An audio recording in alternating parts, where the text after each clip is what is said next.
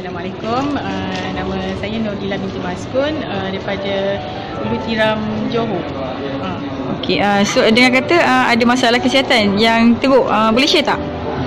Sebelum ni daripada tahun 2000 Kak Lila pernah kena bawasir berdarah.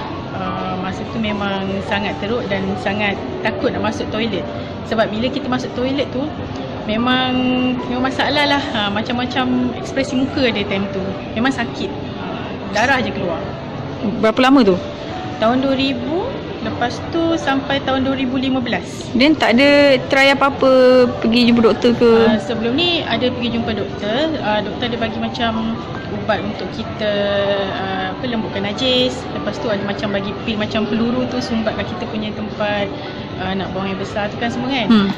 Lepas tu ada minum air semua pun tak jalan.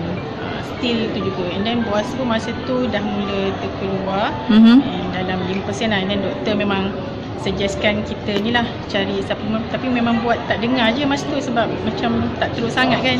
Cuma suffer lah, suffer sebab kita menahan sakit.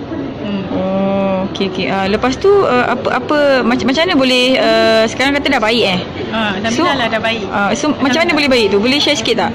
Puncanya ada cari seorang cikgu tu lah, seorang kita percaya dia boleh ajar kita buat bisnes. Tak lama tu masa kita mendaftar tu, kita dapat sebotol aloe vera gel lah, yang botol kuning tu. And then kita cuba, dah dapat free kan lepas daftar, so minum lah. Dalam 3 hari tu memang tak membuang, tapi hari ketiga tu kita dapat membuang. Ya Allah, rupanya leganya tak berdarah. Tu yang terus, ya Allah, niat nak bisnes tapi produk memang bagus sebenarnya. Okay, so maksudnya sebelum tu memang tak tahulah ada aloe vera tu boleh settlekan masalah? Memang tak tahu. Kita tahu nak bisnes je. And lepas tu lah memang kita bagi tahu kawan-kawan lah, memang bagus produk aloe vera ni. Okay, so apa recommendation untuk orang kat luar sana yang tengah diuji dengan kesakitan? Kak Lila recommend bagi peluang dekat diri sendiri. Contoh macam kita suggest ada kawan sejak kita produk kan, so bagi peluang kat diri kita sendiri, cuba at least dalam masa 3 bulan tu kita konsisten, kita istiqomah guna produk tu.